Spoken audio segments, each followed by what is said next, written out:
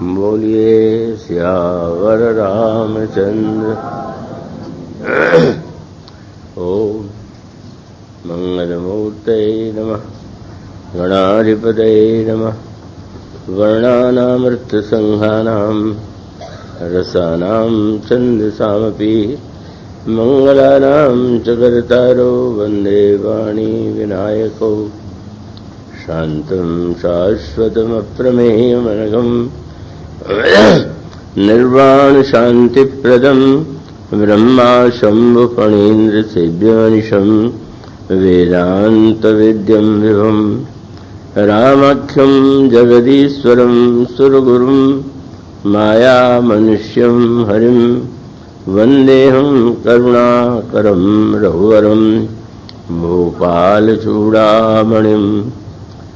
रक्ताम्भोजदलाविरामनयनं पीताम्बरालङ्कृतं श्यामङ्गं द्विभुजं प्रसन्नवदनं श्रीसीतया शोभितं कारुण्यामृतसागरं प्रियगणैर्म्रत्रादिभिर्भावितं वन्दे विष्णुशिवादिसेव्यमनिशं भक्तेष्टसिद्धिप्रदम् कौशलेन्द्रपदकञ्जमञ्जुलौ कोमलावजमहेशवन्दितौ जानकीकरसरोजलालितौ चिन्तकस्य मनोभृङ्गसंज्ञिनौ वन्दे विदेहतनया पदपुण्डरीकं कैशोरसौरभसमाहितयोगिचित्तम् हन्तुं ततापमनिशं मुनिहंससेव्यम्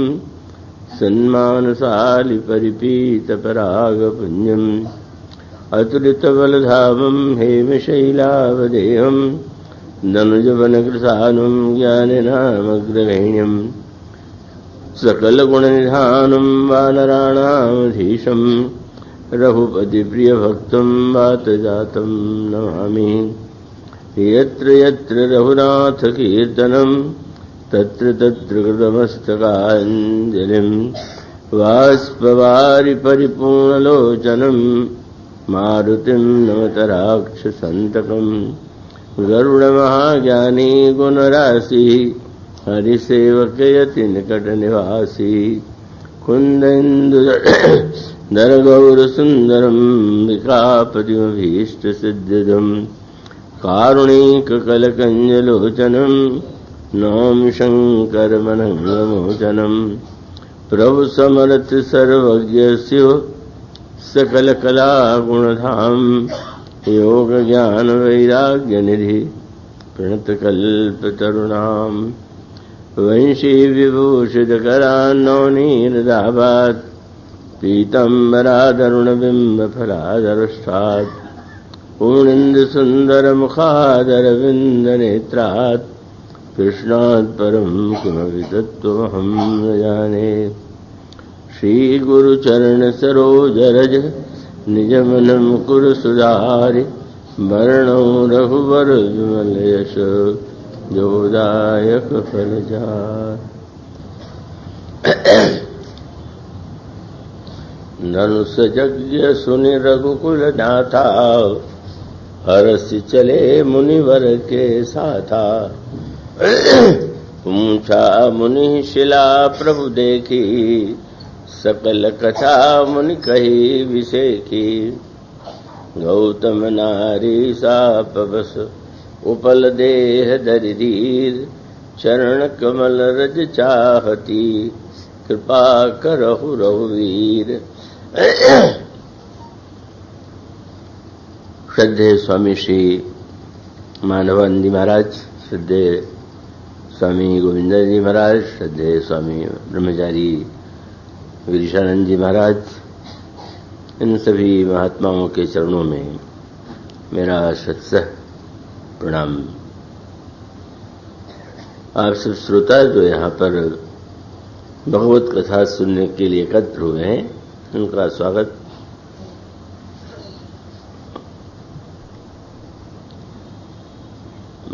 महर्षि ब्रह्मर्षि विश्वामित्र के यज्ञ की रक्षा प्रभु के द्वारा की गई और उसके पश्चात प्रभु कुछ दिनों तक उस आश्रम में निवास करते रहे। महर्षि ने बड़े प्रेम से अनेक कथा पुराण सुनाए और प्रभु सब कुछ जानते हुए भी उससे बड़े ही भक्त भावना से सुनते रहे। उसके पश्चात इसी अंतराल में जनकपुर से निमंत्रण लेकर दूत आता है और वह निमंत्रण पत्र महाराज श्री जनक के द्वारा भेजा गया था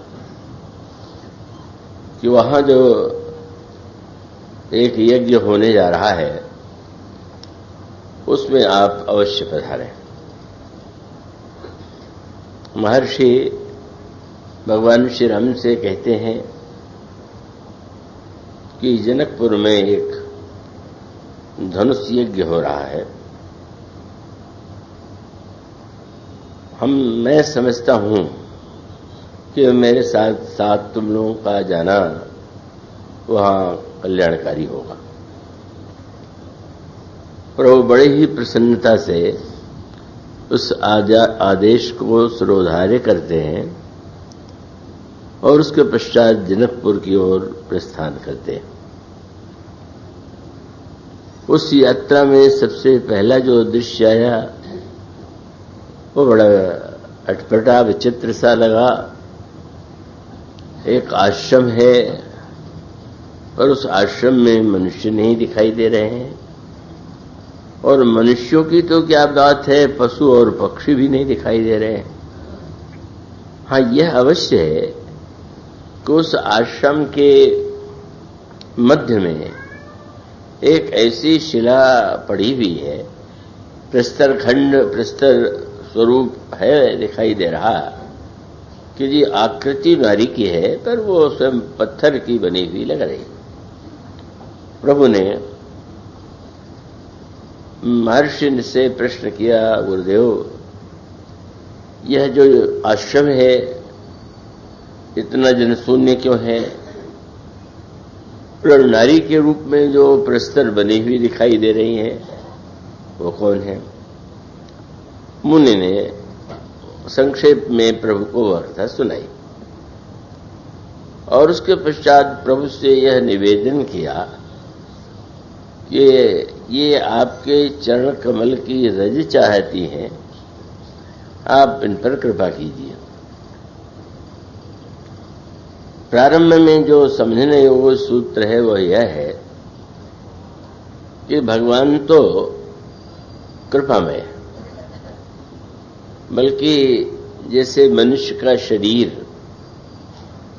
पंच तत्वों से मिलकर बना हुआ है और देवताओं का शरीर तेज तत्व की प्रधानता से निर्मित है, भक्तों ने यह पता लगाने का प्रयास किया कि प्रभु का जो श्री विग्रह है, शरीर है, वो कैसे बना हुआ है। और तब उनके श्री विग्रह की जो धातु है उसका पता लगाते हुए विनय पत्रिका में गोस्वामी जी ने एक पद लिखा और उसमें अपने जीवन में, उनके जीवन में स्वयं कितनी बुराइयां हैं और वो बुराइयों को मिटाने में असमर्थ हैं और बहुत ही विस्तार से उन बुराइयों का वर्णन करते हैं। प्रभु पूछ सकते हैं कि जब तुम्हें अपने आप में बुराई ही बुराई दिखाई देती है तो फिर वो तुम यहां कैसे आ गए? तुम्हें तो भय लगना चाहिए कि इतने बुराइयों से युक्त होने पर भी मैं कैसे सामने जाऊं। तो बहुत सुंदर उत्तर दिया। एक दृष्टांत यूं दें कि जैसे कोई दर्शन के लिए विष्णु भगवान के मंदिर में या देवी के मंदिर में जाए और देवी के साथ उनका वाहन सिंह भी होगा और उनके हाथ में अस्त्र शस्त्र भी होगा और भगवान विष्णु जो हैं, भगवान विष्णु के एक हाथ में अगर कमल होगा तो उनके दूसरे हाथ में चक्र भी होगा। एक बालक ने उस दृश्य को देखा और सिंह को देख करके वो डर गया कि तो शेर है। उसने सुना था कि शेर बड़ा भयावना होता है और दूर से इस शेर को देख करके भागने का प्रयास किया। और तब उसके पिता ने बहुत अच्छी बात समझाई। बोले, इनके हाथ का अस्त्र देख करके और इनके वाहन सिंह को देख करके डरने की कोई आवश्यकता नहीं। क्यों? का इनका जो वाहन है, इनका जो शस्त्र है, वो एक ही वस्तु का बना हुआ।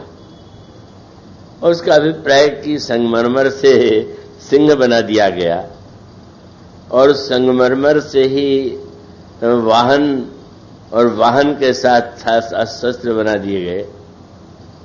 तो क्या उसमें किसी सिंह को देख के डरना चाहिए क्या? बहुत मीठी बात गोस्वामी जी ने कही कि महाराज, मैंने तो अपने कमियों को देख करके ये सोचा कि भाई मुझे तो नहीं जाना चाहिए, और आपके हाथ में जब धनुष बाण देखा तो और डर लगा। लेकिन किसी संत ने बता दिया कि जानते हो, जैसे मूर्ति पत्थर की ही बनी हुई है, चाहे कमल हो, चाहे चक्र हो, चाहे सिंह हो, चाहे ठीक किसी प्रकार से तुम्हें पता होना चाहिए ये भगवान काहे के बने हुए हैं। और तब पता क्या चला? डर तो जाता धनुष देख करके या और वस्तुओं को देख करके, जब संतों से पता चला यह तो आपकी मूर्ति है और मूर्ति एक ही धातु की बनी हुई है। भगवान के शरीर में पंच तत्व नहीं है, भगवान के श्री विग्रह में तेजोमयता भी नहीं, तब भगवान किस वस्तु के बने हुए हैं? मेरे पत्रिका में गोस्वामी जी कहते हैं कि सकल अंग पद मुख। मैं तो प्रत्येक अंग से आपके मेरा जो आचरण है वो आपके प्रतिकूल है। हाँ, ये अवश्य है कि मुख से नाम लेता हूं, पर मेरा जो नाम भी शुद्ध भावना से नहीं लेता। क्यों लेते हैं? मुख नाम की ओट लइए। मैंने मुख की नाम का सहारा ले लिया, एक एक शब्द बड़े भाव का। ये जो बधिक बहेलिया है, जब किसी पक्षी को फंसाना चाहता है, पहले वही पद्धति थी, तो वृक्ष पर पक्षी बैठने का अभ्यस्त है, तो स्वाभाविक रूप से उसको एक नकली पत्तों के द्वारा ऐसा बना देना चाहिए पड़ता था कि जिसको देख करके लगे कि यह भी वृक्ष है, और वो स्वयं उसकी आड़ में छिपा हुआ उसको लेके खड़ा हो गया। और पक्षी जो है ये समझ करके ये भी कोई नया वृक्ष है, जा करके बैठा। लेकिन उसने पहले से ही इसमें गोंद, इसमें लासा लगा रखा था, और पक्षी आया और आते ही फंस गया। प्रभु, मैं भी बहेलिया हूं। एक बार किसी ने पूछा कि तुलसीदास जी की निंदा कई लोग करते हैं, सबसे अधिक निंदा किसने किया?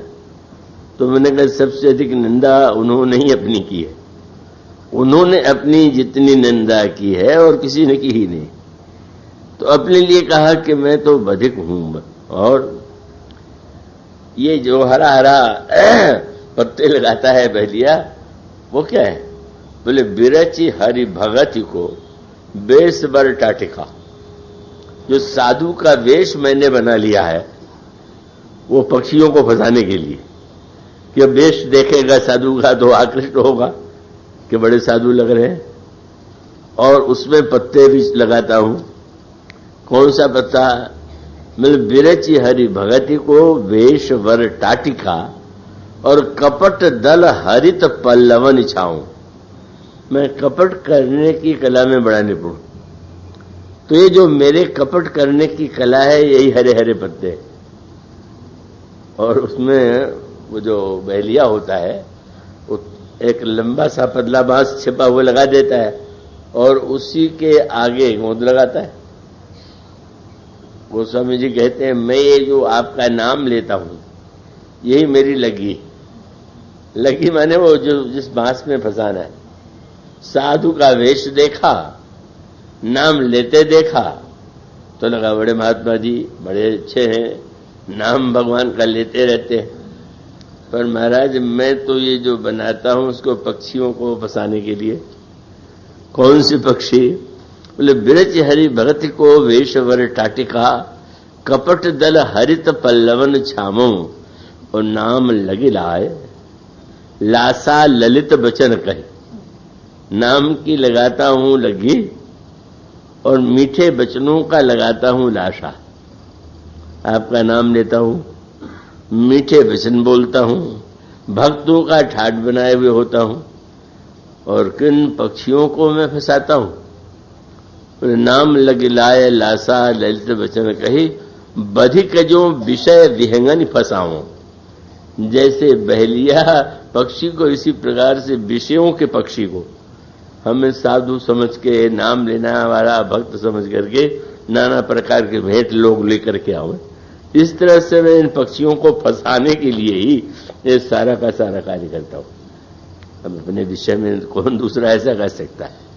नाम लगी लाया लागी लाया। तो गोस्वामी जी ने यहां भी कहा कि वैसे तो मेरे प्रत्येक अंग के द्वारा कोई न कोई बुराई होती है।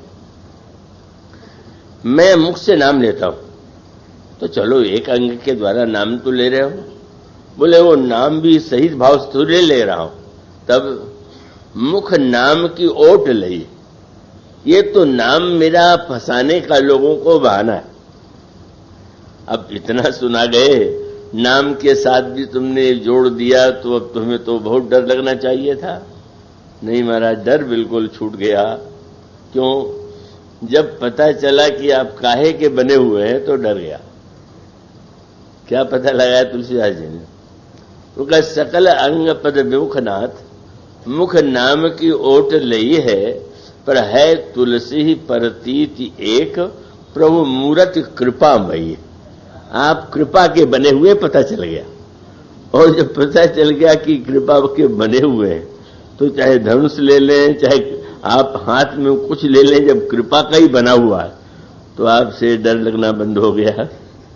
मनुष्य का अभिप्राय यह है कि भगवान के विषय में भक्तों की यह धारणा है कि भगवान तो कृपा ही के बने हुए हैं, उनके पास कृपा छोड़ करके और कुछ है ही नहीं। अब वो ये सभी कृपा का स्वरूप है, तो यूं कह सकते हैं कि भगवान जो भी करते हैं वो कृपा ही होगी। जब कृपा के बने हुए हैं तो कृपा को छोड़ करके क्या करेंगे? लेकिन उसके बाद बहुत ये जो इस प्रसंग में सूत्र आता है और कृपा करके एकाग्र चित्त से सुनेंगे। कई लोग कहते हैं कि आनंद आ रहा, कोई थोड़ी अवस्था क्यों? बोले इस बार की कथा सरल है। उससे डरते हैं कि शायद मैं बहुत गंभीर ही बोला करता हूं। तो मैं कहता हूं कि जब सरल कथा में भी नींद आ रही है तो गंभीर में क्या होगा? तो कृपा करके ध्यान रखिए कि सरल है तो आप उसका आनंद लीजिए। और बात भी कैसी चल रही कृपा की? तो कृपा ही मैं तो प्रभु है, पर उनके कृपा के अनगिनत रूप जो भी वे करते हैं वो कृपा ही है।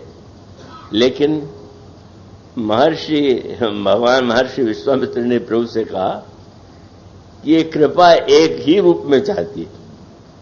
का कोई भक्त ये निर्णय कर ले कि आपकी कृपा तो चाहिए, पर किस कृपा हम इस रूप में चाहते हैं। जब ऐसा हो जाए तो हम मानेंगे कि आपकी कृपा होगी। तो यह अहिल्या भी कहती है कि कृपा के बने हुए सब कुछ कृपा ही कृपा है, लेकिन वो चरण रज की कृपा चाहती है। कितनी संत की वाणी में कितनी मधुरता है और कितना भाव भरा संकेत है। इसका पूछा जाए, भगवान राम के चरित्र में विविध प्रसंगों में स्पष्ट दिखाई देता है कि वो अपने दृष्टि के द्वारा भी कृपा कर देते हैं, अपने कर कमलों के द्वारा भी कृपा कर देते हैं और चरण कमल के द्वारा भी कृपा करते हैं। पर अहिल्या का आग्रह है कि नेत्र से कृपा न करें। अहिल्या का यह भी आग्रह है कि वो भुजा से भी कृपा न करें, वे तो चरण कमल की रज से कृपा करें। मानो इसके पीछे जो अहिल्या की भावना है, यूं कहें कि अहिल्या में भावना हो चाहे न हो, संत ने जो बता दिया, तो ये भगवान जब कृपा करना चाहें तो कोई न कोई गवाह ढूंढ लेते। बहुत मीठा प्रसंग आता है।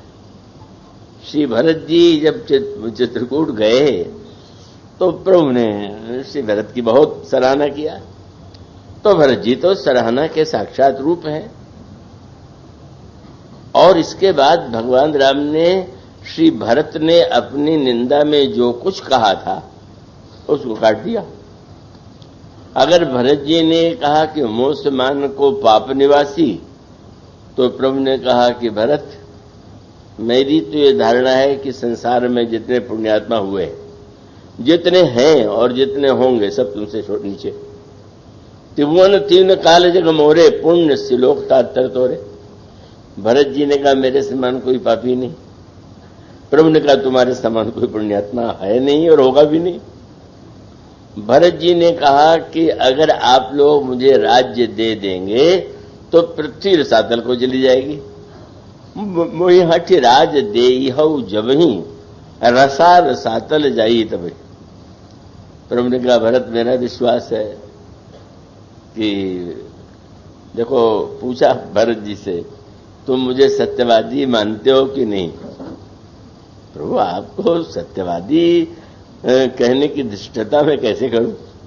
वो तो आप साक्षात सत्य स्वरूप है। तो देखो, मैं कभी सत्य छोड़ के कुछ बोलता नहीं, और आज मैं शंकर जी की शपथ लेता हूं।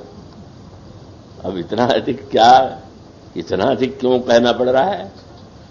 भरत, मैंने सुना है कि तुम कहते हो कि तुम्हें राज्य दिया जाएगा तो पृथ्वी रसातल को चली जाएगी, और मैं शंकर जी की शपथ लेकर के कहता हूं कि ये पृथ्वी रहेगी तो तुम्हारे स्वीकार करने पर रहेगी।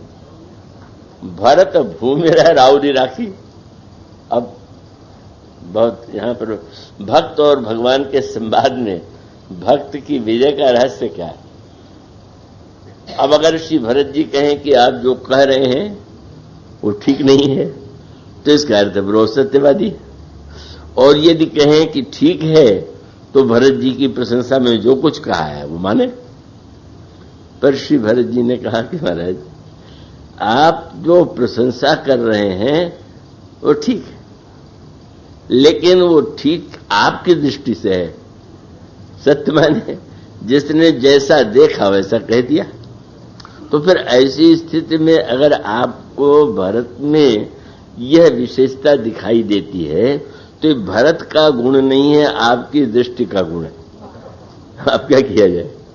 तो आपकी दृष्टि को आपको जैसा दिखाई दे रहा है वैसा आप कह रहे हैं, तो आप सत्यवादी। पर मैं जो कह रहा हूं वो मैं भी जानता हूं कि मैं सत्य, मैं जो जैसा हूं उसे मैं जानता हूं, और आप मुझे जैसा देखते हैं वैसा आप कहते हैं। समझ गए कि भाई भरत से पार पाना तो बड़ा कठिन। तो फिर श्री भरत ने कहा कि आपने मेरी प्रशंसा कर दिया तो इसमें क्या आश्चर्य है? उन्होंने भगवान के स्वभाव और कृपा का जो वर्णन किया वो प्रभु से आगे बढ़ गए। प्रभु ने कहा, रामायण में उत्तर आता है कि कैसा भी व्यक्ति पापी क्यों न हो, लेकिन तज मद मोह कपट छल नाना, करे सद्य ते साधु सुमाना। कपट छल छोड़ करके मेरी शरण में आवे मैं उसे साधु बना दूंगा। अब भरत जी ने, प्रभु ने जो बताया और भरत जी ने जो बताया उसमें भेद हो गया। भरत जी ने कहा महाराज मैं और कुछ नहीं जानता, मुझे शास्त्र का धर्म का ज्ञान कुछ नहीं, लेकिन एक बात ऐसी है कि जिसका ज्ञान मुझे है, और तात्पर्य है कि शायद आपसे भी अधिक है, क्योंकि आपके स्वभाव की मधुरता को आप कहां जानते जितना मैं जानता हूं। भगवान का स्वभाव कितना कोमल है, कितना मधुर है, भगवान स्वयं ही नहीं जानते। और तब भरत जी ने गिनाया, प्रभु कूर कुमति, ये गिनिएगा तो उसमें आपको कूर कुमति खल कठिन कलंकी, नीच निशील निरीस निशंकी, इस तरह से 9 प्रकार के अवगुणों से भरा हुआ, या 9 में से व्यक्ति मेरी शरण में आया। क्या, कैसे? आपकी शरण में आया, कैसे? बोले कूर कुमति खल कठिन कलंकी, नीच निशील निरीस निशंकी, तेव सुनि शरण सामुहे आए। शरण में आ गया और आकर के वो छोड़ के आया कि नहीं, आप कहते तो हैं कि छोड़ करके आवे, पर जब आपको दिखाई ही नहीं देता तो क्या पता चले कि छोड़ के आया कि वैसे चला है, आपको देखना ही नहीं आता। तो वो आ गया और आपने बस, उसने आकर के केवल प्रणाम कर दिया, आपने उसको अपना लिया और फिर एक और बड़ा सूत्र दिया, आप न्यायालय में गवाही देने जाएं या कहीं कोई बात कहें कि ऐसा मैंने अपनी आंख से देखा तो ठीक है, पर अगर आप ये कहें कि मैंने सुना, तो क्या पता कि आपने सही देखा नहीं, तो सुनने से क्या होगा? बोले प्रभु आपने तो नियम उलट दिया। क्या? बोले जो देखा जाता है उसे सत्य माना जाता है, जो सुना जाता है वो संदेहास्पद होता है, पर आपका नियम उल्टा। क्या? बोले देख ही दोष, अब वो व्यक्ति आया तो दोष उसमें है ही, लेकिन दिखाई ये लोगों को दे रहा है कि दोष है, पर आप कहते बिल्कुल नहीं। और अगर किसी ने भूल के भी प्रशंसा कर दिया तो कहले बिल्कुल ठीक कह रहा, ऐसा ही है।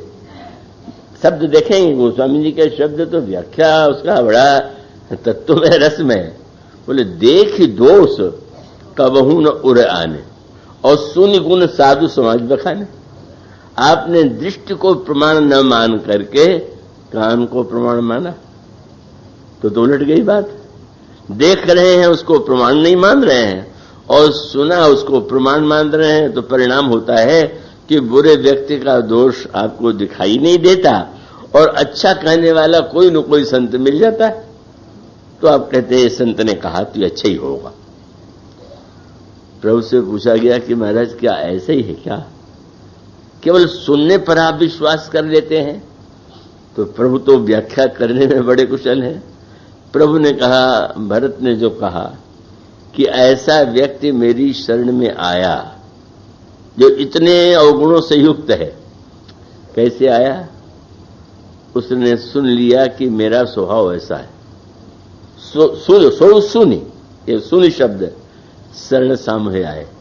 मेरी शरणागति, मेरे स्वभाव, मेरी कृपा के बारे में उसने जो सुना उससे वो शरण में आ गया। तो प्रभु ने कहा कि उसने भी देखा नहीं, सुन के विश्वास कर लिया, तो क्या मैं उसको सुन के विश्वास न करूं?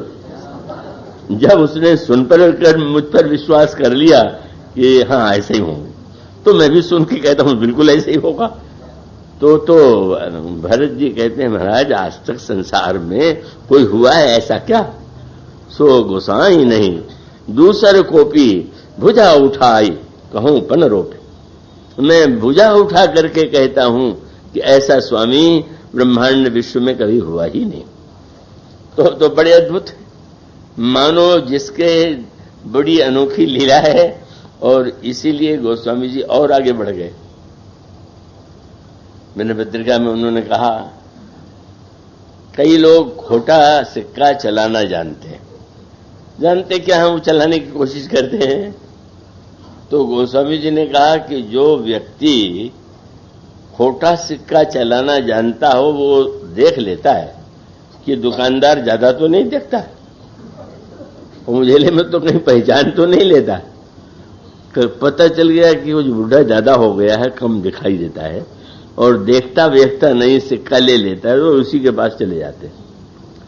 तो मैंने जब से सुना है कि आपको कम दिखाई देता है या दिखाई नहीं देता है, तो मैंने सोचा मेरा जैसा खोटा सिक्का यहीं चलेगा। क्या अद्भुत है। बोले प्रभु मुझ जैसा खोटा सिक्का, आप ये कहते हैं कि आप बड़े कृपालु, आप दोष देखना जानते नहीं और खोटा सिक्का आ गया। अब आ गया तो किसी ने बाद में कहा कि महाराज आपने इसको पहचाना नहीं, ये खोटा सिक्का है। तो भगवान ने कहा अच्छा तो एक उपाय है मेरे पास। क्या? खोटे सिक्के की बुराई तो तब है जब आप खोटा सिक्का मिल गया और उसके द्वारा दूसरे को ठगे तो खोटा सिक्का बुरा। तो प्रभु ने कहा कि अगर ये खोटा सिक्का है तो मैं इसको चलाऊंगा ही नहीं। चलाएंगे नहीं तो करेंगे क्या? बोले इसको यहीं रख लूंगा। कहां? क्या मैंने पत्रिका का एक एक शब्द जो वो स्वामी जी कहते हैं, प्रभु आपकी शरण में मुझ जैसा खोटा सिक्का आया और लोगों ने कहा भी कि अगर खोटा है तो आपने क्या किया? बोले गांठी बांधी राम सो परख्यो न फेरी खरखोट। आपने अपने पीतांबर के कोने में बांध लिया, न चलाऊंगा न आपको देखने दूंगा। क्या? बोले प्रभु आप ऐसे कृपालु हैं, और ऐसे कृपालु होने के नाते ही तुलसीदास जैसा खोटा सिक्का, और किससे बड़ा सौभाग्य क्या होगा कि आपने पीतांबर की छोर में कस के गांठ में बांध लिया हो। कितना बड़ा सौभाग्य है। अब वो जब प्रभु ने गांठ में जिसको बांध लिया है तो गिरने का भय तो है ही नहीं, खुलने का भय ही नहीं। इस तरह से भगवान की कृपा की बड़ी ही अद्भुत रसमयी व्याख्या श्री रामचरितमानस में और विनय पत्रिका में अनेक अनेक रूपों में की गई। लेकिन वह कृपा में है तो वो कृपा को भी भिन्न भिन्न रूपों में कृपा करते हैं। कईयों कह ले कि जैसे कोई रोगी अगर वैद्य या डॉक्टर के पास जाए तो डॉक्टर दवा देते समय यह नहीं सोचता है कि सबको एक जैसी दवा दी जाए, या एक को मीठी दवा दी गई तो दूसरे को भी दिया जाए। किसी को मीठी दवा देना पड़ता है, किसी को कड़वी देना पड़ता है। पर वैद्य जो है दवा देने में भले ही मीठे कड़वे में भेद हो, पर उसका स्नेह समान। क्यों? उसका उद्देश्य है कि रोगी की बीमारी, जो रोगी है उसका रोग नष्ट होना चाहिए, दवा मीठी हो अथवा कड़वी। तो प्रभु की जो कृपा है वो तो अनगिनत रूपों में, और वो कृपा जो है कभी व्यक्ति को कड़वी भी लग सकती है।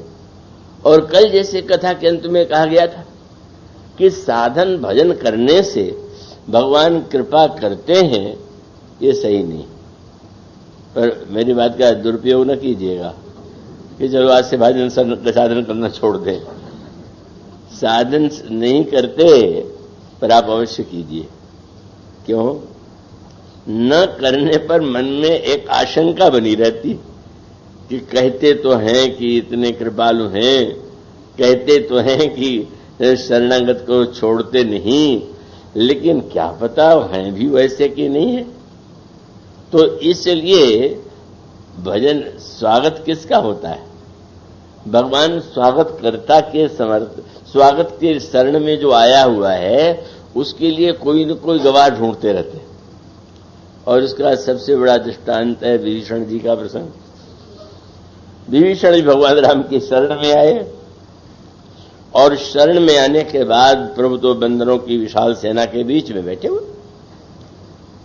एक बंदर ने जाकर के सुग्रीव के कान में धीरे से कहा, एक ऐसा व्यक्ति आया हुआ है जो अपने को रावण का भाई बता रहा है और कह रहा है कि मैं शरण के लिए आया हुआ हूं। प्रभु ने पूछ दिया, प्रभु के कान बड़े तेज है, आंख से जितना कम दिखाई देता है कान से उतना अधिक सुनाई देता। हाँ, इसीलिए भक्तों ने कहा कान कितने तेज हैं, बोले चींटी के पग नूपुर बाजे है वह भी साफ सुनता, इतने कान तेज है। जनक नंदिनी सीता सखियों के साथ खोजने चली तो देखने के पहले ही पता चल गया कान तेज थे। इसलिए रूप पहले नहीं आया, देखने की बात पहले नहीं, तब बोले कंकण किंके नूपुर ध्वनि सुनी, केवल चरण के जो नूपुर हैं कंकण है उनकी ध्वनि आई और इतने में ही तो प्रभु की, इसीलिए प्रभु की एक लीला है क्या कि उनसे पूछा गया कि महाराज आप कान को इतना महत्व क्यों देते, तो भगवान ने कहा कि कान श्रुति है, तो मैं तो श्रुति ही वेद है, तो मैं तो वेद को ही परम प्रमाण मानता हूं, क्योंकि अगर कोई दृष्टि को प्रमाण मानेगा तो मुझे मानेगा ही नहीं, क्योंकि उसको मैं दिखाई नहीं दूंगा, और श्रुति को प्रमाण मान लेगा तो लगेगा कि भगवान की सत्ता है। तो भगवान जो है, आपने देखा कि दोनों में कोई बातचीत हो रही तो पूछ दिया क्या समाचार है, महाराज रावण का भाई आया हुआ है और कह रहा है कि मैं शरण में हूं। अब वही संवाद शुरू हुआ, कहा सुग्रीव सुनहु रघुराई, आवा मिलन दशानन भाई। दशानन का भाई आया हुआ है, और वही कृपा का जो सिद्धांत है, आया हुआ है तो फिर इसमें इतना विचार क्यों हो रहा, क्या सोच रहे हैं आप लोग। भगवान ने यही कहा कि जब अगर वो आया हुआ है तो उन्होंने कहा आवा मिलन दशानन भाई, तो कहा प्रभु सखा बूझिए कहा, मित्र इस पे पूछने की क्या बात है। श्री सुग्रीव ने आश्चर्य से देखा, महाराज क्या आप कैसी बात कह रहे हैं, हम लोग युद्ध करने आए हैं, युद्ध तो नीति के द्वारा लड़ा जाता है, विश्वास के द्वारा तो नहीं लड़ा जाता। तो आपके ने सुन लिया कि वो कह रहा है कि मैं शरण में आया हुआ हूं, पर वो विश्वास करने योग्य है क्या, इसलिए जानबूझ करके उन्होंने रावण नाम नहीं लिया, दशानन भाई, 10 मुंह वाले का भाई। कोई व्यक्ति अपनी बात स्वयं बदल जाए तो कहते हैं तुम्हारे एक मुंह है कि 2 मुंह है। सुग्रीव का तात्पर्य कि 2 मुंह वाला भी बदल जाता है, पर जब वो 10 मुंह वाला का भाई है तो कब बदल जाएगा कोई ठिकाना। आप क्या दशानन के भाई पर भी विश्वास कर लेंगे। आवा मिलन दशानन भाई, कह प्रभु सखा बूझिए कहा, कही कभी सुनो नर आया नर। प्रभु ने पूछा आपकी क्या राय, जान न जाए निशाचर माया, काम रूप के कारण आया, भेद हमार लेन सठावा। ये निशाचर की माया जानी नहीं जाती, और उसके साथ साथ ये नया अपना रूप बदलता रहता है, और ये भी पता नहीं चलता कि क्यों आया हुआ है। ऐसा लगता है कि वेश बदल करके वो भेद लेने के लिए आया हुआ है। तो प्रभु ने पूछा फिर क्या करना चाहिए, इसको बांध लेना, बंदी बना लेना चाहिए। रावण ने इसको भेद लेने के लिए भेजा है, इसलिए इसको बंदी बना करके रख लेना ठीक है। और तब अब प्रभु बड़े संकट में, प्रधानमंत्री हैं सुग्रीव, वो कर रहे हैं विरोध। प्रभु को लगा कि कोई सहायक तो ढूंढे कि जो विभीषण का समर्थन कर दे। तो गोस्वामी जी ने गीतावली में रामायण में कहा कि सुग्रीव की बात सुनकर के खूब हंसे। अब सुग्रीव समझ नहीं रहे कि मेरी बात पर इतना हंस क्यों रहे, तो हंसने के पीछे कारण था, खूब हंसे। और फिर हनुमान जी की ओर देखा। हनुमान गीतावली रामायण, प्रभु कहते ही विहसी कहत हनुमान सो। देखो हनुमान, इनकी धारणा है कि वो भेद लेने आया है और विश्वास करने योग्य नहीं, और मेरी धारणा है कि नहीं सज्जन है। सुहृद साधु सुचि सरल विभीषण जानी परत अनुमान सो। देखो विभीषण को मैंने भी नहीं देखा, इन्होंने भी नहीं देखा, तो हम दोनों जो बात कह रहे हैं वो अनुमान है। और तुम लंका में गए तो तुमने प्रत्यक्ष देखा, तो बताओ कि हमारा अनुमान ठीक कि इनका अनुमान ठीक? तो भक्त तो भक्त ही होता है। हनुमान जी के सामने तो बड़ा संकट है।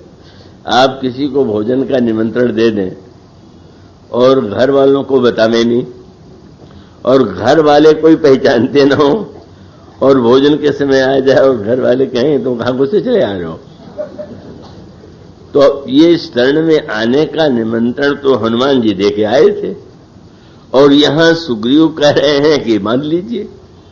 तो हंस के देखने लगे, मानो हंसी में व्यंग था कि निमंत्रण तो दे आए, यहां बंदी बनाने की बात कह रहे हैं, बोलो तो कुछ। मैं समझता हूं कि ये सुहृद हैं, साधु हैं, पवित्र हैं, सरल हैं। तुम्हें क्या लगता है? प्रभु कह सकते हैं कि आप बिल्कुल ठीक कहते हैं, सचमुच विभीषण ऐसे हैं। लेकिन हनुमान जी ने तो एक ऐसी बात कही, शरणागत वत्सल भगवान, और आगे चले गए। क्या बोले? प्रभु मैं बिल्कुल नहीं कहूंगा कि सज्जन है। अरे ये छिरे, निमंत्रण दे आए और अब समर्थन करने को तैयार नहीं, और तुरंत शब्द कहा शरणागत। बोले प्रभु क्या सूचना मिली? बोले शरण में आया हुआ है। तो प्रभु शरणागति जो है औषधालय है कि न्यायालय? अगर न्यायालय है तो विचार होना चाहिए कि अच्छा है कि बुरा, और औषधालय है तो दवा देना चाहिए कि पता लगाना चाहिए कि बीमार है कि स्वस्थ है। अगर आया हुआ है तो मैं कहूंगा, मैं क्यों कहूं कैसे? जब आप पूछते हैं तो मैं एक ही बात कहूंगा, क्या? बोलो खोटो खरो कसभी त पालिए सो स्नेह सन्मान सो। बस आप वो अच्छा नहीं बहुत बुरा हो, लेकिन आपके स्वभाव, आपका शील, आपकी कृपा, यही सुन के तो आया हुआ है। और आया हुआ है तो मैं तो ये कहूंगा, अच्छे हैं इसलिए शरण में नहीं, बहुत बुरे हैं तो भी लीजिए। मानो इतनी चतुराई कि सुग्रीव का खंडन भी नहीं हुआ और शरणागति का सबसे बड़ा समर्थन हो गया। प्रभु प्रसन्न हो गए। और जब आपने लाने के लिए कहा और विभीषण आए, तो परिचय देने के लिए लोग बहुधा कोई अच्छा विशेष नाम लेते हैं। तो वो कह सकते थे कि प्रभु मैं विश्रवा मुनि का पुत्र हूं, पुलस्त का नाती हूं, आपकी शरण में आया हुआ। पर विभीषण ने अपना परिचय ऐसा नहीं दिया, मुझे पुलस्त का नाती समझ के नहीं, विश्रवा मुनि का बेटा नहीं। तब बोले नाथ दशानन कर में भ्राता, मैं तो रावण का भाई हूं, न विश्रवा मुनि का गुण है और न तो पुलस्त का गुण है, रावण का भाई हूं। प्रभु पूछ सकते हैं तो रावण के भाई हो तो फिर कैसे आ गए? तो उन्होंने कहा कि प्रभु उससे ये मुझसे मत पूछिए, उनका भाव वाक्य कितना सुंदर है। और प्रभु को हंसी आ गई। क्या? बोले श्रवण सुजस सुनी आयऊ, मैंने कानों से आपका यह सुना। संकेत क्या था? इनसे पूछिए जिन्होंने जाके आपका यह सुना दिया, मुझसे क्यों पूछ रहे हैं? अगर इन्होंने आपका यह सुना दिया तो उसके कारण यदि मैं आया तो ऐसी स्थिति में मैं क्या साहस करता? श्रवण से सुन आयो प्रभु भंजन भव भीर, त्राहि त्राहि आरति हरण शरण सुखद रहो वीर। और वह अस कही करत दंडवत देखा, तुरंत उठे प्रभु कृपा अभिषेक। वही कृपा। और लक्ष्मण जी से कहा भाई ये तो स्वस्थ है, लंका वाले हैं, मैं तो क्षीण काय हूं, एक हाथ तुम पकड़ो एक मैं पकड़ू। बड़े चतुर है कि इसका अभिप्राय है कि लक्ष्मण बड़ा कठोर परीक्षक है, तो अगर एक बार हाथ पकड़ लेगा तो कभी नहीं छोड़ेगा। क्योंकि सज्जन व्यक्ति जिसका हाथ पकड़ लेता है, तुलसी बाह सपूत की धोखे जो फिर छुई जाए, तो आप निभाए आप लग लरिकन सो कही जाए। तो अनुज सहित भगवान ने जब देखा भीषण को तो हृदय से लगा लिया, हृदय से लगा लिया और सुग्रीव की ओर देखा। सुग्रीव ने कहा, महाराज मेरी ओर देखने का कोई कारण तो अवश्य होगा। प्रभु ने कहा, तुम हो प्रधानमंत्री और तुमने जब मैंने पूछा कि इनसे मैं क्या व्यवहार करूं तो तुमने अगर ये कह दिया होता कि मार डालिए तो बड़ा संकट था, पर आपने सुझाव ये दिया कि इसको बांध करके रख लेना चाहिए। तो देखिए आपके सुझाव के अनुकूल ही कार्य कर रहा हूं। क्या बोले, अपनी भुजा के बंधन में बांधे ले रहा हूं, यहां से छूट के कोई नहीं जाता। इस तरह से प्रभु का जो एक अद्भुत कृपामय स्वरूप प्रस्तुत किया गया है, जहां पर भगवान के विषय में जो कुछ है वो तो आप सुनते ही हैं, कथा में सत्संग में जाके सुनते हैं। सुनने के बाद उस पर विश्वास करना न करना ये तो आप पर निर्भर है, और ये विश्वास उत्पन्न करने के लिए ही भजन साधन करना आवश्यक है। कृपा के लिए नहीं, प्रसन्नता के लिए नहीं, पर जो कुछ आपको भगवान के विषय में सुनने को मिला वो सही है कि नहीं, यह तो एक भावना आनी चाहिए। तो वस्तुतः ये जो प्रभु हैं वो तो साक्षात कृपा ही कृपा है, कृपा छोड़ करके और कुछ नहीं। और कल आपके सामने कथा के विराम में भी यही कहा गया था कि वे तो राक्षसों पर भी कृपा करते हैं। जब भगवान जितने राक्षस हैं और उनको अपना धाम दें, और रावण और कुंभकर्ण को गोस्वामी जी ने लिखा कि रावण का सिर जब कटा तो रावण के सिर से तेज निकल करके प्रभु के मुख में समा गया। तासु तेज प्रभु बदन समाना, या तासु तेज समान प्रभु आनंद। तो महाराज आपने रावण को मुख में ही क्यों ले लिया? शबरी जी तो आपके चरणों में लीन हो गई थी, मुख में क्यों? प्रभु ने कहा कि मैंने चरण में इसलिए नहीं लिया कि रावण इतना अभिमानी है कि कहीं ये न कहे हमें नीचे बैठा रहो, इसलिए बिल्कुल एक जैसा अपने मुख में ले रहा हूं। नहीं भाई, बिल्कुल हमें तुम्हें कोई भेद नहीं है, हम दोनों बिल्कुल बराबरी के हैं। तो अब गोस्वामी जी से शंकर जी कहते हैं, पार्वती यह तो बताओ कि अस कृपालु को कहो भवानी। ऐसा कृपालु क्या कहीं कभी किसी में तुमने सुना है? क्या कहीं तुमको ऐसी कृपालुता का दर्शन हुआ है? इस तरह से अनगिनत रूपों में भगवान की कृपा की का वर्णन किया गया। पर फिर वही बात आती कि कृपा के प्रति विश्वास होना ये बहुत कठिन, क्योंकि जीव का स्वभाव है संशयग्रस्त। वो दूसरों पर संशय जल्दी करता है, अविश्वास जल्दी करता है। तो स्वाभाविक रूप से ये सुन करके भी उसके अंतःकरण में विश्वास नहीं हो पाता। पर है, अगर भक्तों पर विश्वास करें तो उसका अभिप्राय है कि सचमुच भगवान कृपा ही कृपा करते हैं। और इसीलिए आप सर्वत्र देखेंगे, देखिए कितनी कुंभकर्ण पर कितनी बड़ी कृपा किया। जब कुंभकर्ण मरने लगा तो मरने के पहले प्रभु ने कुंभकर्ण का मुंह जो था वो बाणों से भर दिया। सरनि भरा मुख सन्मुख आवा। आश्चर्य, बोले महाराज रावण का मुंह खुला रखा और कही आपने कुंभकर्ण का मुंह बंद क्यों कर दिया? प्रभु ने कहा कि ये पूरे युद्ध में रावण की जय बोलता रहा, मुझे डर लगा कि मरते समय में कहीं रावण का मुंह जय बोल के न मरे, इसलिए बाणों से इसका मुंह बंद कर दिया कि जिससे रूप तो सामने हो और ये वाणी से, क्योंकि शपथ करे गजराज, शपथ करे दस्सीस, कुंभकर्ण जब लड़ रहा है तो बार बार जय रावण की बोल रहा। मानो प्रभु स्वयं चाहते हैं कि जीव का कल्याण करने के लिए का उसको रूप का दर्शन करा दें लेकिन उसके मुख से नाम छोड़ करके मेरा नाम निकल आवे तो ठीक है। अब मरते समय रावण की जय बोल के मरे तो अनर्थ। मानो सर्वत्र सारे प्रसंगों में यह स्पष्ट किया गया कि ऐसा कृपालु कोई अस स्वभाव कहूं सुनो न देखूं कि खगेश रघुपति सम लेखूं। लेकिन यहां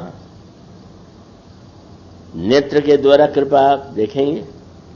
गोस्वामी जी ने कहा बंदर अगर थक गए हैं तो राम कृपा करी चितवा जब ही भय विगत श्रम बानर तबही।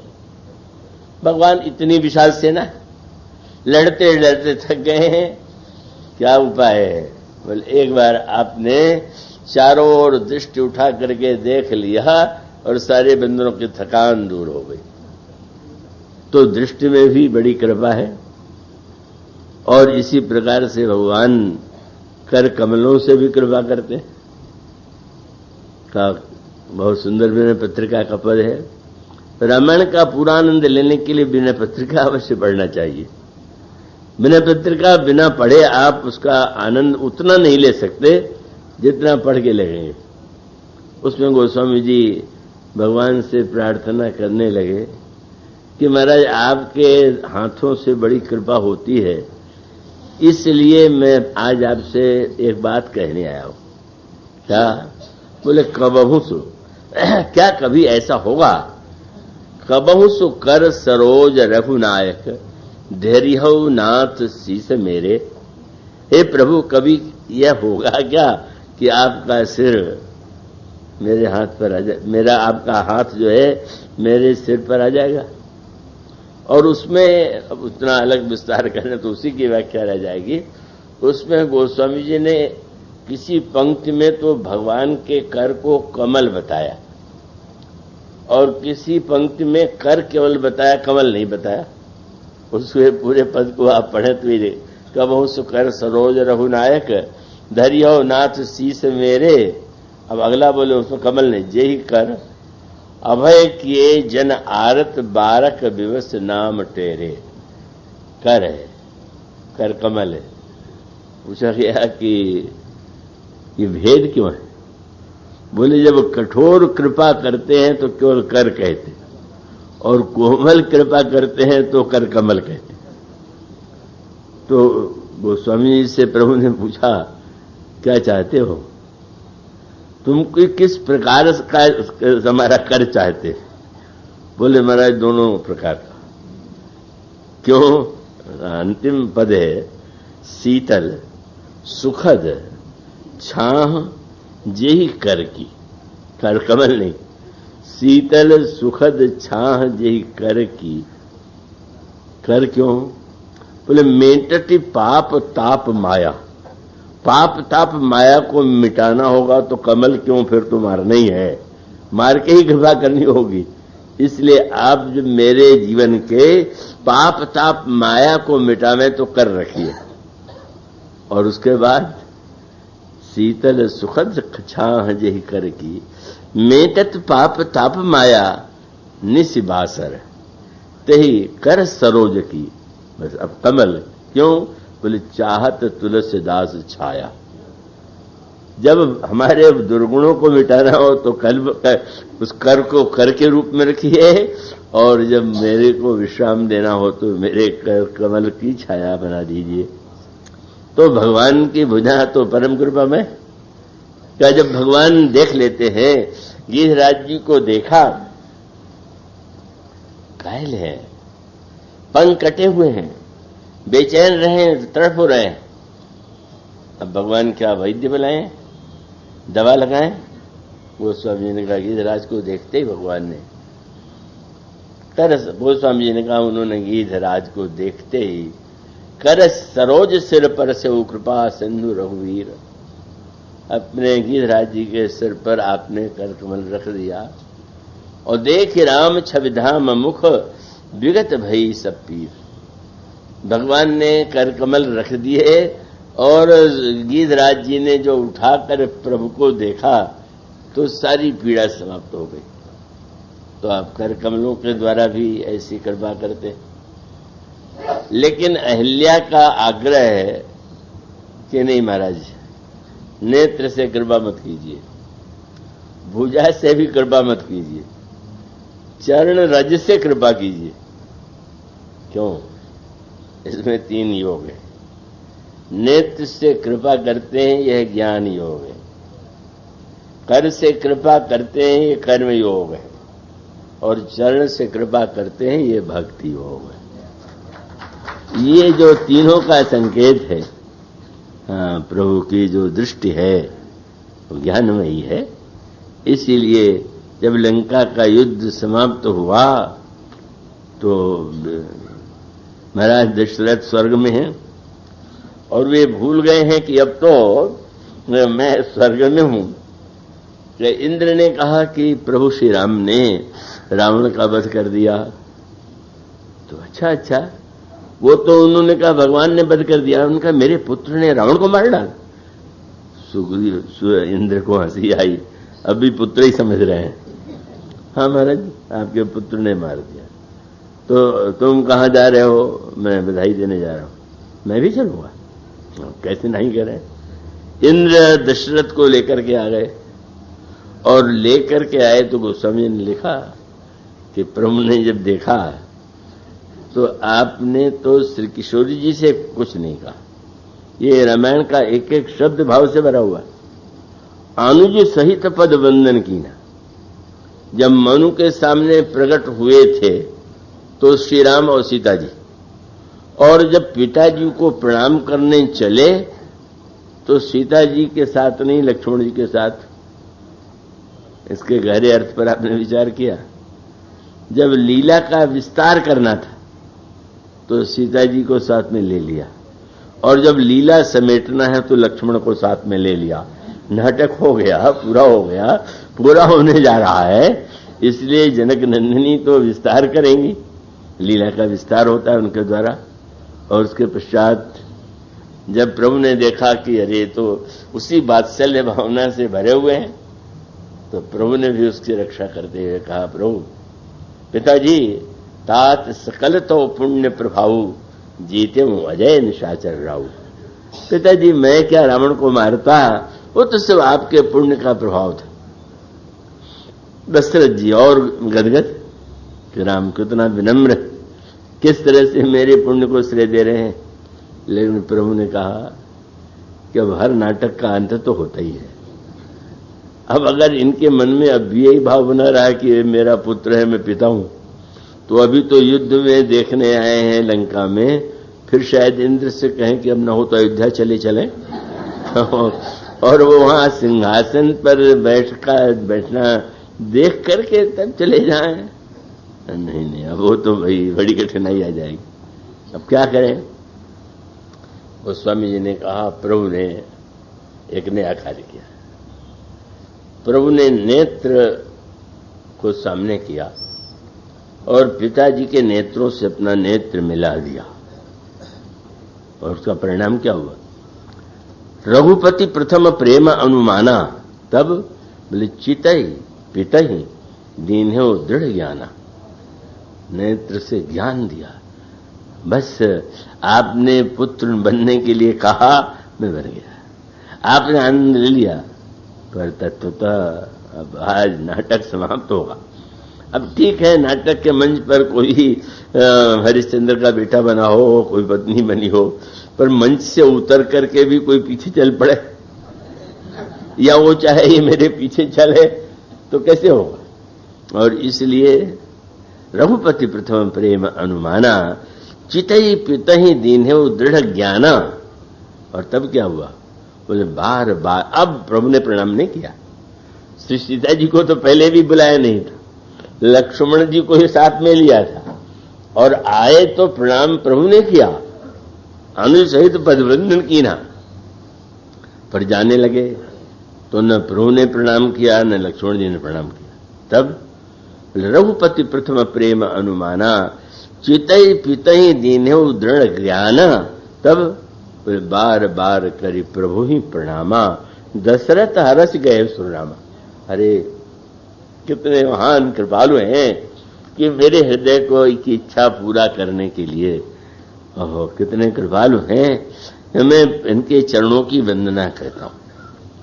तो मानो दृष्टि में ज्ञान योग है।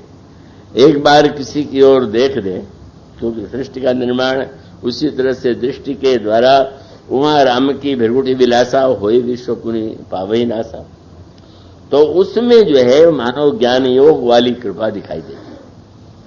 और जो कर कमलों में धनुष है, उसको धनुष को मानस में बताया गया कि वो काल का ही रूप है। लंका कांड में आप दोहा पढ़ते हैं, लव निमेश परमाणु जुग बरस कलप सरचंड भजसी न मन तिहि राम कह काल जासु को दंड।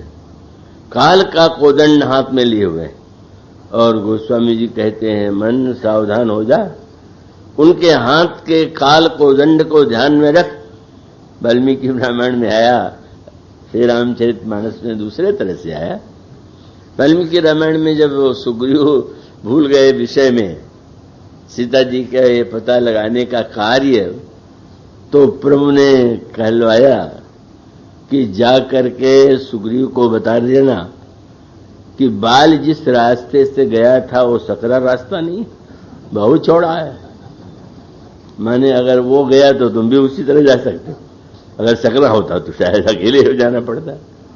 रामायण में तो आता है कि प्रभु ने यही कहा कि बस अब तो सुग्रीव का वध कर देंगे, उसी बाण से वध कर देंगे।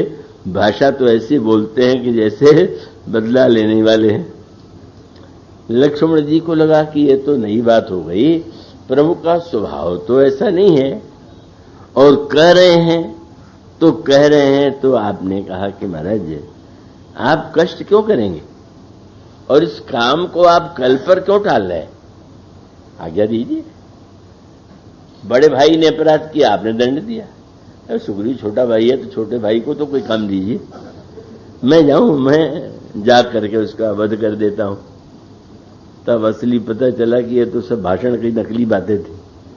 जब जाने लगे तो आपने कहा, क्या लक्ष्मण तुम समझते हो कि किसी को शरण में लेने के बाद मैं उसको मार भी सकता हूं? लक्ष्मण जी ने कहा, आश्चर्य तो मुझे भी हुआ था, लेकिन आप कह रहे हैं तो लगने लगा आप स्वयं अपने मुझ से कह रहे हैं। तो प्रभु ने कहा कि देखो, मारने का अर्थ सबके लिए एक थोड़ी होता है। कई लोग मारने पर मरते हैं, कई लोग मरते समय भी नहीं मरते हैं, और कई लोग ऐसे होते हैं कि मरने के पहले डर के मारे मर जाते हैं। तो सुग्रीव को तो मारने का अर्थ है केवल डराना, क्योंकि डर के मारे ही ये भक्त बना था। सुग्रीव बाली का डर और मेरा भक्त बन गया। बाली का वध मैंने कर दिया तो डर छूट गया। तो मारने का अर्थ इतना कि फिर से डर दिखला दो, अपने आप भक्त बन जाएगा। उसको तो डर ही दिखाना। पर जब लक्ष्मण जी जाने लगे तो प्रभु ने कहा कि तुम जा रहे हो तो मुझे डर लग रहा है। लक्ष्मण जी ने कहा, महाराज क्या आपको लगता है कि अकेले मैं सुग्रीव को नहीं डर, क्या मेरे साथ कोई डर है क्या? बोले, डर इस बात का नहीं है, वो तो मैं जानता हूं कि संसार में एक क्षण में तुम सबका संहार कर सकते हो, पर मुझे डर ये लग रहा है कि वो है बड़ा भगोड़ा, और तुम्हारे डराने से कहीं यहां से दूर भाग न जाए। तो इतने ध्यान रखना कि ऐसा भगाना इधर ही आवे, उधर न जाने पावा। तब अनुजहि समुझावा, रघुपति करुणा सीव, भय दिखाई ले आओ पूरे तात सखा सुग्रीव। अरे वो तो मेरा मित्र है, वो तो मुझे भूल, भगवान जब डरावे और बाण का नाम, काल का नाम लेके डरावे तो समझ लीजिए भगवान बुला रहे हैं, निमंत्रण दे रहे हैं, डरा के भी कहते मेरे पास आओ। और इस तरह से आप ये देखेंगे। लेकिन प्रभु तो हाथ में धनुष बाण तो रखते ही हैं। ये तो कहते ही हैं कि उस यही सहायक मारा में बाली, तेई सर हाथों मूढ़ कह काली। तो और बाण भी जब चलाते हैं तो वो कृपा ही करते हैं। तो बाण चला करके जब किसी का सिर काट के अपने में ही लीन करना है तो फिर इससे बढ़ के कृपा क्या होगी। पर दंड क्यों देते हैं? बोले कर्म के अनुकूल दंड देना चाहिए। तो कर जो जस करे सो तस फल चाखा। तो नेत्र के द्वारा ज्ञान योग और कर कमलों के द्वारा कर्म योग, वो कृपा का वहां रूप है। सबसे विलक्षण रूप कहाँ है? चरणों में। मानो अहिल्या ने कहा कि मेरी ओर दृष्टि से कृपा न करे। क्यों? बोले अगर देखा उन्होंने और मेरे सारे दोष दिखाई दे गए तो वो तो फिर कृपा नहीं कर पाएंगे, तो आंख मूंद ले। और कर अपने हाथ में धनुष लिए हैं तो न्याय के लिए है, तो भी कृपा नहीं कर पाएंगे। इसलिए नेत्र से भी न देखें कि मैंने क्या किया है, और वर्तमान में दंड का न्याय भी आप न करें। वो तो एकमात्र चरण ही ऐसा है कि जहां केवल कृपा ही कृपा है, न न्याय है न तो दंड है। कब मानो, इसलिए मेरी प्रार्थना है, अहिल्या कह रही है कि मुझ पर जो कृपा हो वो कोई ज्ञान या कर्म के आधार पर नहीं। क्यों? बोले उन चरणों से जिन चरणों से गंगा जी निकली। भुजा के द्वारा वध होता हुआ दिखाई दिया तो कम से कम लगा तो कि कठोर रूप में है। नेत्र में अगर कभी लाली दिखाई पड़ी तो लगेगा क्रोध में है। लेकिन एकमात्र चरण ही ऐसा है कि कहीं किसी का कोई वध नहीं, कोई प्रतिकूलता नहीं। और प्रभु जिन चरणों से गंगा निकली, और गंगा ने आज तक नहीं पूछा कि तुम्हारी जाति क्या है, तुम्हारा कुल क्या है, तुम्हारा पुण्य क्या है। बोले मुझ पर तो कृपा उसी चरण कमल से करें जिससे गंगा निकली है, इसलिए चरण कमल रज चाहती। तो आज इतना ही, इसके बाद कल। बोलिए श्याम।